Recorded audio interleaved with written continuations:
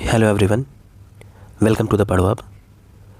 आज अगर वॉइस थोड़ी क्लियर नहीं आ रही होगी तो मेरी तबीयत थोड़ी ठीक नहीं है, इस वजह से है, तो इग्नोर कीजिएगा। कंटेंट पे फोकस करिए और आज की क्लास पे आपको कोई भी डाउट अगर होता है तो कमेंट सेक्शन में आप पूछ लेना, ठीक है।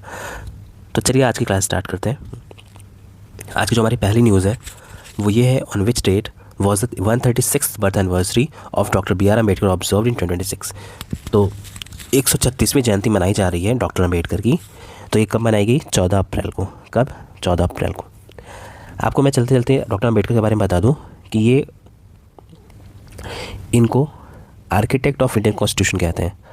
Architect of Indian constitution, Indian constitution कहते हैं। क्यों? क्योंकि ये ड्राफ्टिंग कमेटी के हेड थे, ड्राफ्टिंग कमेटी के चेयरपर्सन थे, जिसका काम था संविधान का निर्माण करना इन द कॉन्स्टिट्यूएंट असेंबली। कहाँ पे थे? कॉन्स्टिट्यूएंट असेंबली में, ठीक है। इतनी बात समझ में आ गई डॉक्टर अम्बेडकर के बारे में। तो इनको आर्किटेक्ट ऑफ इंडियन कॉन्स्टिट्यूशन कहते हैं।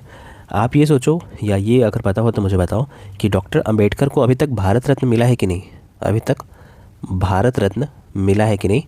मैं अभी थोड़ी देर में आपको बताता हूँ, तब से आप गेस करो कि क्या हो लगता है कि मिला होगा या नहीं, है ना। तो देखो न्यूज़ क्या है डिटेल में, कि जो नेशन है इंडिया, ये 136 बर्थडे सेलिब्रेट कर रहा है डॉक्टर अम्बेडकर की 14 अप्रैल को। नेशनल कमेमोरेटिव प्रोग्राम ऑर्गेनाइज़ किया गया डॉक्टर अम्बेडकर फाउंडेशन में। कहाँ पे? Ambedkar international centre in New Delhi, ठीक है, to honour the father of Indian constitution. ये सारी चीज़ें मैंने आपको बता दी, ठीक है। तो देखो ये डॉक्टर अम्बेडकर हैं, ये डॉक्टर अम्बेडकर की डिग्रीज़ हैं। आप किसी की पहली चीज़ तो अगर जो आप अभी कोटेशन देखते हो, piece of paper can't decide your future, it decides your future.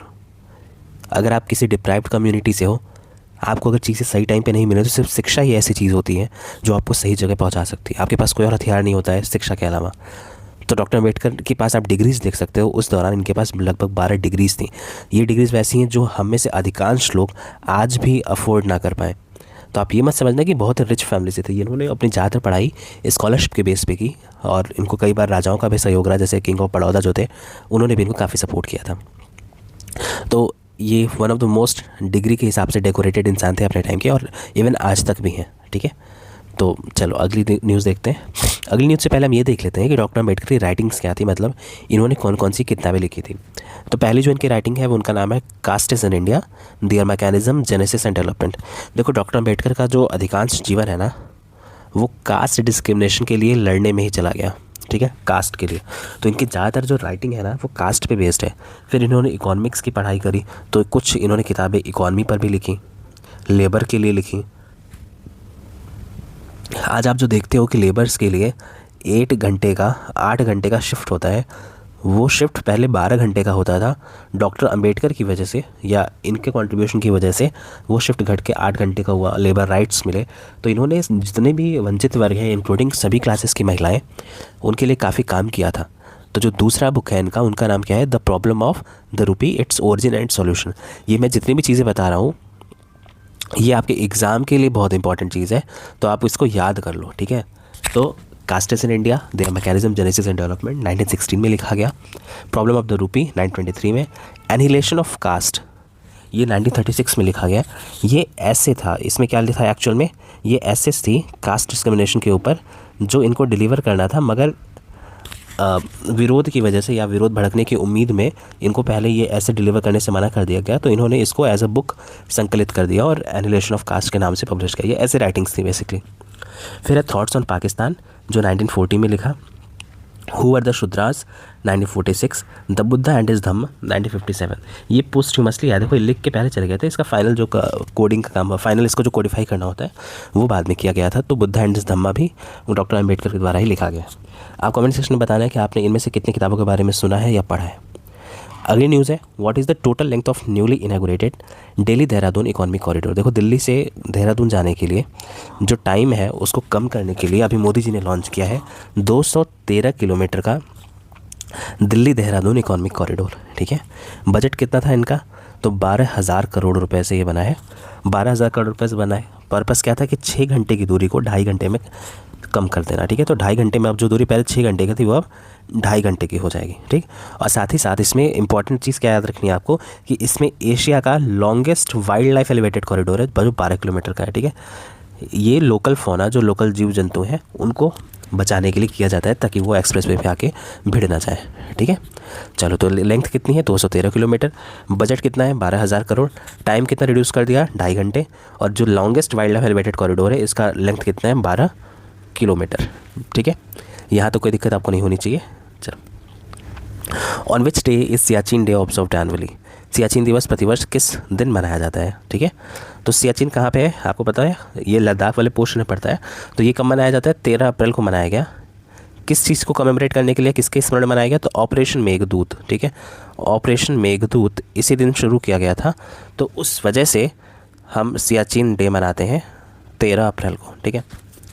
ये इंडियन आर्मी और एयरफोर्स के ये दिखाता है कि इन्होंने जो दुनिया की सबसे ऊंची बैटलफील्ड है लद्दाख में, जिसका नाम है सियाचिन ग्लेशियर्स, वहाँ पर कैसे इन्होंने वापस लिया उसको पाकिस्तान से, है ना।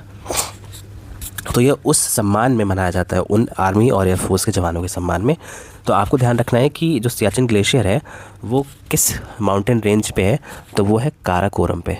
किस पे है? काराकोरम, ठीक है। काराकोरम जो पहाड़ियाँ हैं ये जो श्रेणी है काराकोरम, ये ट्रांस हिमालयाज़ का पार्ट है। किसका? ट्रांस हिमालयाज़ का, ठीक है। ट्रांस हिमालयाज़ में 3 चीज़ें आती हैं, काराकोरम, लद्दाख, जास्कर। तो ये काराकोरम वाले में पड़ता है, ठीक है। फर्स्ट जो उसकी श्रेणी है उसमें आता है सियाचिन।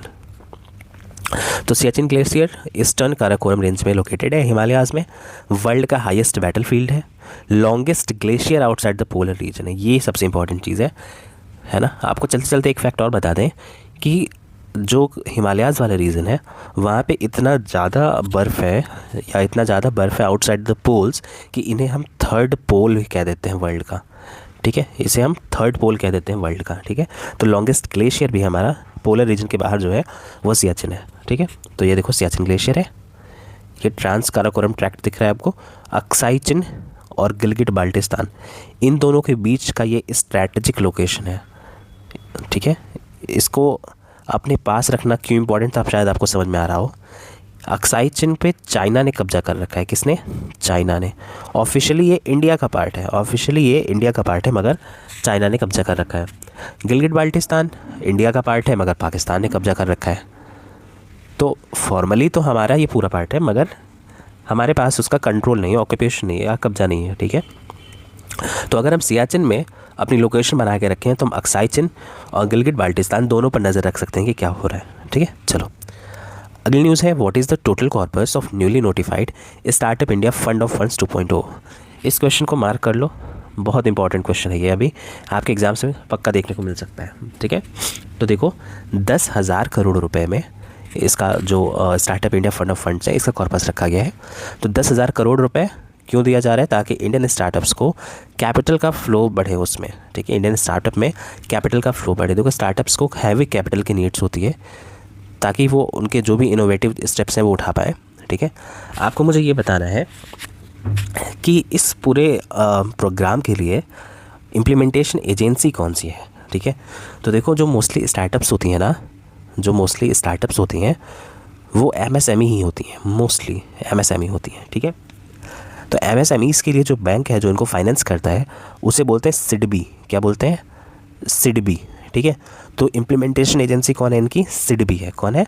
सिडबी, ठीक है। यहाँ तक कोई दिक्कत आपको नहीं होनी चाहिए, ठीक है। तो ये इनिशिएटिव जो है, ये जो पहल है, इसका उद्देश्य वैकल्पिक निवेश कोष के माध्यम से शुरुआती चरण के स्टार्टअप्स को इक्विटी फंडिंग प्रदान करना है, ठीक है। चलो, सिडबी के बारे में स्टैटिक फैक्ट देख लेते हैं जो आपके एग्ज़ाम के लिए बहुत ही इंपॉर्टेंट है। और अब तो ये इम्प्लीमेंटेशन एजेंसी भी है इस प्रोग्राम स्टार्टअप का प्रोग्राम है हमारा startup India fund of funds 2.0। तो उसके लिए हमें और इम्पोर्टेंट ये हो जाता है, ठीक है। इसका पूरा नाम क्या है? Small industries development bank of India, ठीक है। ये बेसिकली स्मॉल इंडस्ट्रीज़ के लिए है, ठीक।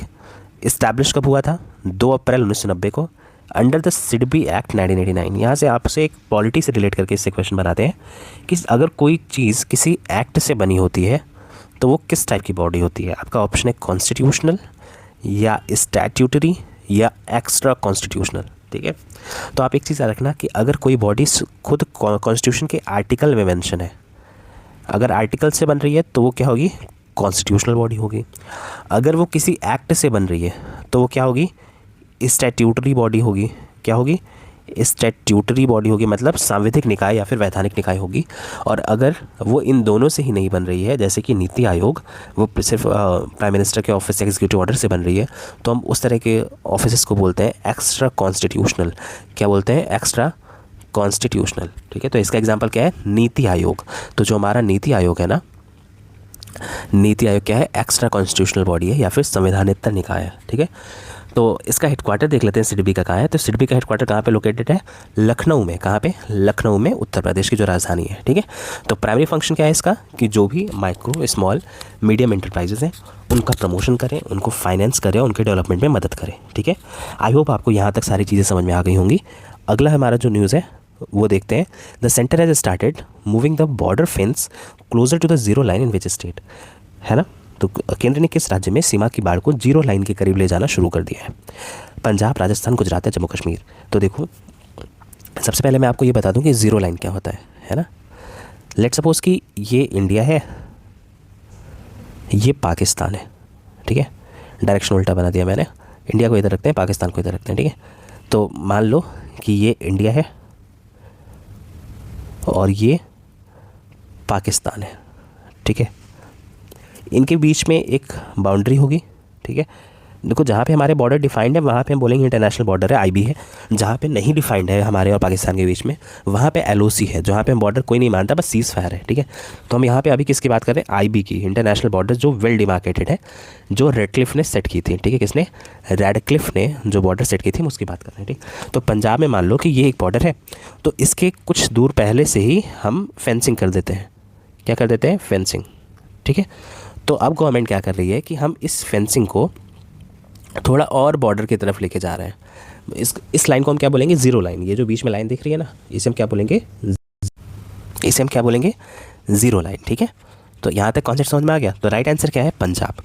पंजाब के अंदर गवर्नमेंट, मतलब सेंट्रल गवर्नमेंट, ये जो बॉर्डर का है या फेंसिंग है उसे ज़ीरो लाइन के और करीब ले जा रही है। ठीक है, अच्छा, जो पंजाब में जो बॉर्डर्स हैं इंडिया पाकिस्तान के बीच में, उसकी सिक्योरिटी कौन करती है, तो बीएसएफ करती है, बॉर्डर सिक्योरिटी फोर्स करती है।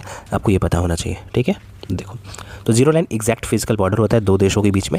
जैसे भारत में रेडक्लिफ लाइन है जो 1947 में डिसाइड की गई थी। ठीक है, चलो आप ये देख लो स्टैटिक फैक्ट यहाँ पे जो इंपॉर्टेंट आपके लिए, कि पाकिस्तान के साथ कितने इंडियन स्टेट्स के बॉर्डर लगते हैं। आप ये मैप देखो और मुझे कमेंट सेक्शन में बताओ कि कितने स्टेट्स और कितने यूटी की बॉर्डर लग रही है पाकिस्तान से। ठीक है, ये आपके एग्जाम के लिए बहुत ही इंपॉर्टेंट क्वेश्चन है। ठीक है, कौन कौन से स्टेट्स हैं, कौन कौन सी यूटीज़ हैं। चलो अगली न्यूज़ है, who has won N overwhelming victory in the 2026 Hungarian general elections. देखो हंगरी में अभी चुनाव हुआ है और वहाँ पे मेजर विक्ट्री मिली है पीटर मग्यार को। किसको, पीटर मग्यार को, जिनको पीएम मोदी ने भी कॉन्ग्रेचुलेट किया है। तो इन्होंने वहाँ पर 16 साल का जो रूल था अभी तक विक्टर ओरबान का, उनको हटा दिया है। और इनकी पार्टी का नाम क्या है, तिस्जा पार्टी या टिस्जा पार्टी। ठीक है, तो आपको ये याद रखना है, पीटर मग्यार है, टिस्जा पार्टी के, हराया किसको, विक्टर ओरबान को। ठीक है, इनको डिफीट किया इन्होंने, इनको हराया है। ठीक है, चलो ये भाई साहब की फ़ोटो आप देख लो। अगली न्यूज़ है, from which city was the समुद्र साहस blue water selling expedition flagged of. समुद्र साहस ब्लू वाटर सेलिंग अभियान को किस शहर से हरी झंडी दिखाई है, कोच्चि, पणजी, मुंबई या विशाखापट्टनम। ठीक है, तो ये मुंबई से किया गया है। ये इंपॉर्टेंट क्यों हो जाता है, क्योंकि first ever blue water selling expedition है इंडियन आर्मी का। ठीक है, बात समझ में आ रहा है। कौन लीड कर रहा है इसको, तो रेजिमेंट ऑफ आर्टिलरी, जो आर्टिलरी रेजिमेंट है वो इनको लीड कर रही है। ठीक, इसमें क्या करेंगे ये, तो जो कोंकण कोस्ट है उस कोंकण कोस्ट के अलॉन्ग 520 नॉटिकल माइल की जो रीच है उसको कवर करेंगे। ठीक है, यहाँ तो कोई दिक्कत नहीं है। ये क्या दिखाएगा आर्मी के, कि समुद्री और साहसिक कौशल को प्रदर्शित करेगा भारतीय सेना के। तो ये इनका जहाज़ है, ये देख सकते हो आप। अगली न्यूज़ है, who won the Monte Carlo masters में 26 मेन सिंगल टाइटल। इस तरह के क्वेश्चंस वनडे एग्जाम से बहुत ज़्यादा पूछे जाते हैं, तो आपको ध्यान से देखना है। ठीक है, तो न्यूज़ क्या है कि Italian tennis star Jannik Sinner, इन्होंने स्पेन के कार्लोस अल्कराज को हरा दिया है। किसमें, मॉन्टे कार्लो मास्टर्स 2026 टाइटल में।